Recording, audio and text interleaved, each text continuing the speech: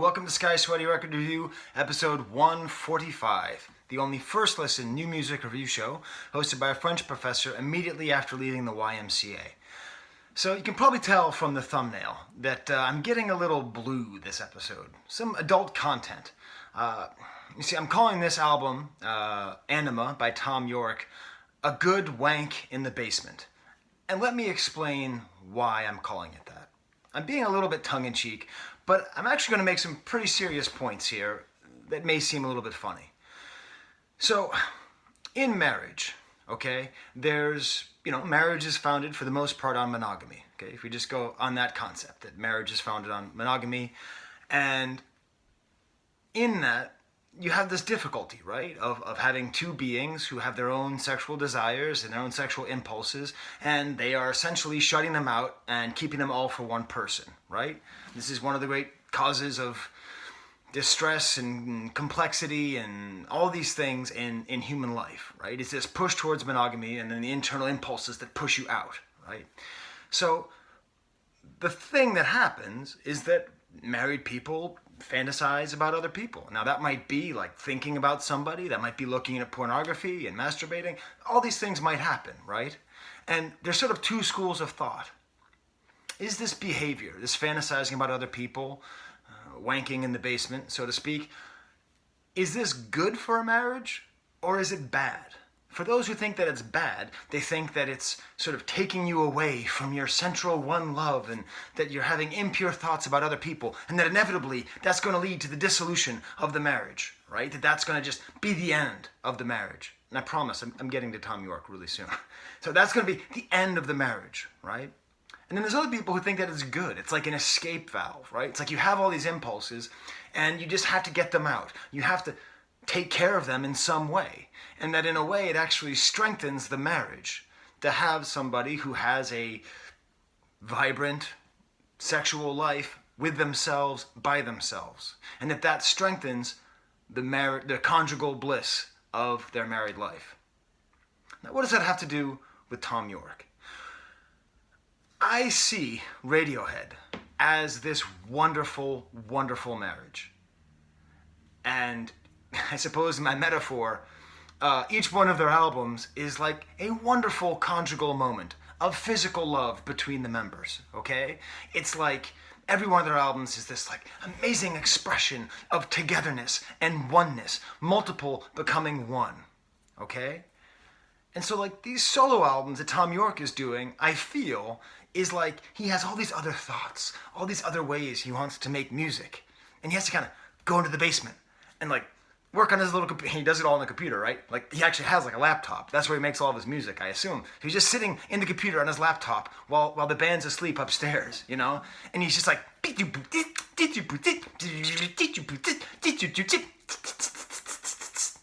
I saw the neighbor crying on it, right? Like that's what he's doing. And then he's done and he goes upstairs and Radiohead wakes up and then they put out an amazing album together. And the marriage keeps going. The thing about Radiohead is they always seem like they're on the point of breaking up. And to take this metaphor even further, their greatest album, I said it, their greatest album, of course, is In Rainbows. And if you study the thematics of In Rainbows, it's actually all about marriage. It's about the difficulty of keeping together a family. You know, Jigsaw Falling into Place, House of Cards. So much of the album is All I Need, like Weird Fishes. The thematics of the whole thing is about like a married guy who feels the pull of somebody else, who feels the desire to get out of this kind of stable, loving relationship. And I don't think it's a coincidence that at this time Thom Yorke had a complete midlife crisis, okay? So there's also Atoms for Peace, which was this band that he made with Nigel Godrich and Flea. Now, I've seen Radiohead 6 or 7 times, you know, going back to 1995, and like, Radiohead is the best band I've ever seen in concert. Just bar none, the best. I went and saw Atoms for Peace, Thom Yorke's solo joint, and I literally left after a half an hour. It was unwatchable. It was garbage. I mean garbage. Terrible. terrible, terrible, bad music. It was as bad as the all-star jams at the Rock and Roll Hall of Fame. It was like watching your friend get divorced and put on an Ed Hardy t-shirt and get a tribal tattoo around his arm. It was so painful. The music is fine. Actually, Thom Yorke's solo music was great. I love The Eraser. I think that's an amazing album. But the performance live, it was so clear we were watching somebody who, maybe in his real life, but definitely in his artistic life, was really struggling. So it makes sense that the next album that he made with Radiohead, King of Limbs, was kind of an iffy album. You know, we'd have to wait to Moon-Shaped Pool in order for them to actually get back into shape. And so my theory is, you know, he's gone through this, and there's no doubt, okay? Thom Yorke is the Pete Townsend of Radiohead. He is the primary force, the primary songwriter. He is the straw that stirs the drink. But what these solo albums show off is how important Radiohead is to Thom Yorke's vision. Because what you end up with, and I'm now getting into the album, is solid albums, but they aren't transcendently good.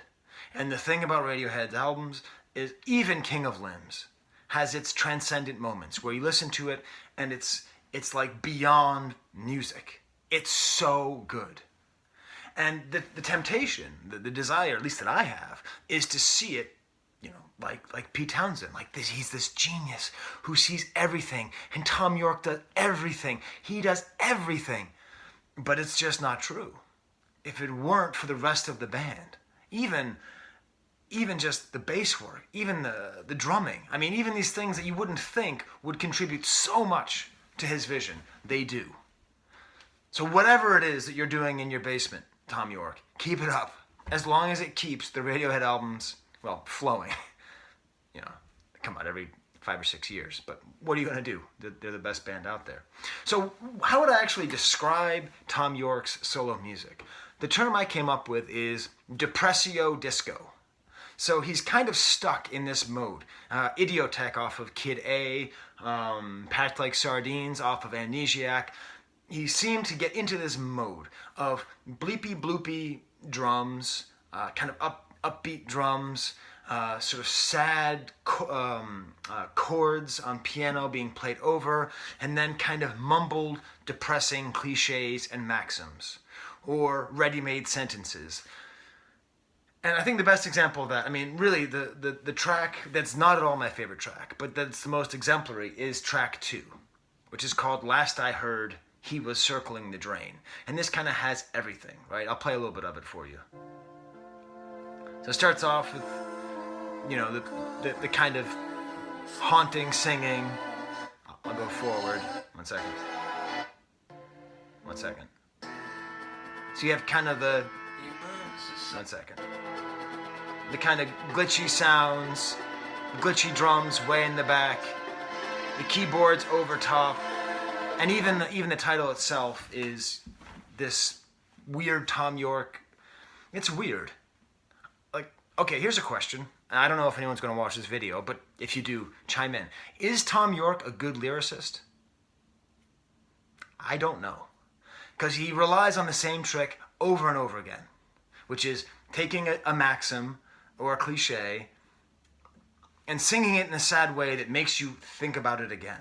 So like on this track, you know, he says like, take out the trash. And like the way that he sings it is like, oh, or like swallowed by the city, all throughout the album. I mean, even this title, you know, Last I Heard. Like just, he can take it and by juxtaposition, take sentences or expressions that aren't inherently depressing and make them seem depressing.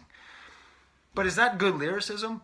My brother Amos, he likes to laugh about Bono of U2. Is it my brother Amos or is it Adam Carolla? Anyways, it's some really funny person who's influenced my life. Says that, you know, that all of Bono's lyrics are just like one thing and then the opposite, you know? It's like, I was dry, but I was wet. I couldn't go, but I had left. You know, that's his sort of go-to mode.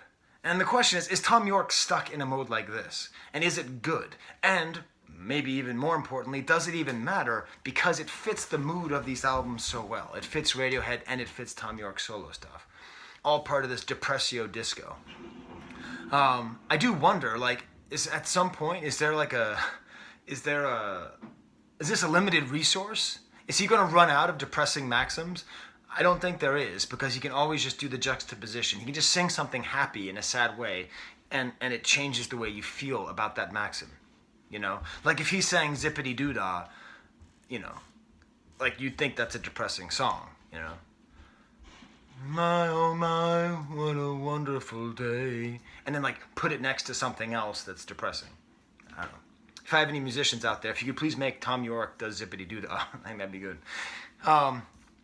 Sometimes the album gets more interesting than I just described, you know. Like I like it when he adds his falsetto singing, not just his talking. There's a song called Twist, which I think gets my stamp. I think that's my favorite track. It has the most interesting things. It has like these kids singing at the end, and it's kind of a nice haunting melody. Dawn Chorus is another nice song that's moving away from the maxims, but it's just really, really sad. I would say maybe The Axe is the best track. There's sort of this suite at the end of the album that goes, I'm a Very Rude Person, Not the News, The Axe, Impossible Knots, where every track kind of segues into the next. And The Axe is just one of these really pleasant, long songs. It's like almost 7 minutes long, and it's Thom Yorke just going through a long song with lots of layers. I mean, he does tons of layers. There's actual guitars. There's actual drums, I think, too, not just a drum machine. I can't quite figure it out. That's where he gets into, and this is another thing. I don't follow the Radiohead Reddit boards or whatever. Is there like a catalog of all the times that Thom Yorke tries to sound like Bono? Because this is my second mention of Bono in one episode. There you go. Like Bono has this, like there's one mode of Bono where he has kind of a nasal talk singing tone. And it really sounds, and I know that Thom Yorke really looks up to Bono. So is that like a thing? Is that like a thing that Radiohead fans talk about? Like, oh, he's doing his Bono thing again. Anyways, I hear some of that throughout the album, and especially in The Axe. Impossible Knots has the strongest bass, and early Thom Yorke solo stuff, like The Eraser and Amok, had a lot of really great bass work, and usually played with a pick, but where the bass is way up front. And I kind of miss that Thom Yorke solo. It has a little bit more character. I'll just play a second of it so you can hear how strong that bass is.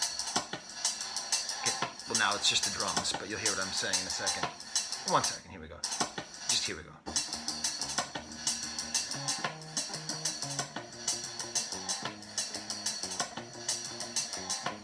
So that's the really strong upfront bass, which you can't really hear. And by the way, I'm hardly playing any of this music at all for you, because there's only one way to listen to Thom Yorke music. You can't listen to it in the club.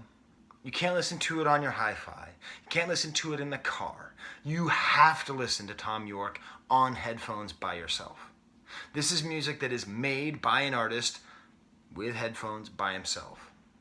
All the sounds are created for somebody with headphones by themselves listening to music. You know, I listen to it a little bit ahead of time throughout the week because I'm just so excited. You know, I mean, I'm a huge Thom Yorke fan. And I had to stop because I was listening to it in the car. And I'm like, this isn't how you listen to it. Because what you have to do, and I think this is Impossible Knots is a great example, you have to listen to the bass line. And then there's these weird sounds in the back. And then there's kind of crazy rounds that he creates with different tracks coming in and covering over each other. The last track, Runway Away, has Thom Yorke actually taking on the position of Drake. He has very Drakean lyrics. He says, "This is when you know who your real friends are." And that just made me laugh because it sounds like a Drake line. What's great about that is that the last track actually segues very nicely if you start listening to the album over again. So it's like a 40-minute album, and my workout was like 50 minutes. So at the end, it just started the album over again. And the first track, Traffic, has a similar feel to the last. And that's another thing that I would say is typical of Thom Yorke, is a circular nature. A lot of rounds, like the guitar lines seem to swirl, and he'll sing in kind of layers and patterns. And so the whole album, I would say, forms a kind of circle with the last track and the first track. And the first track has him saying the words foie gras, which is the best foie gras ever been said in any music. It's all produced with Nigel Godrich, who's the person that basically made Radiohead by, the Bends and OK Computer, and just taking them, and he's the sixth member, absolutely essential. I wonder what their process is like, how they work together, what they do. I don't know. So there it is. There's my review of Thom Yorke's Anima.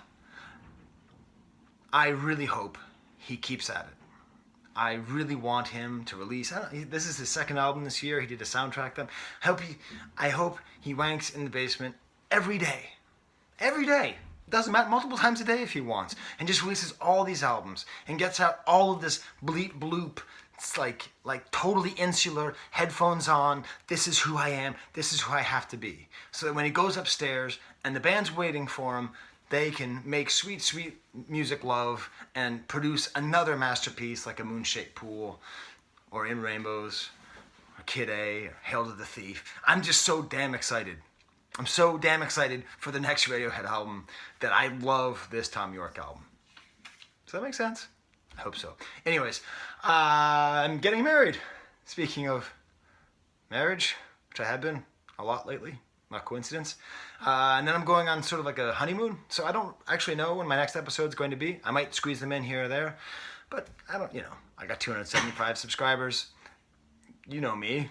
You don't know me. But you feel like you know me. So it makes sense if I do that. But maybe I just got to stop talking. All right. Until next time, there's the camera.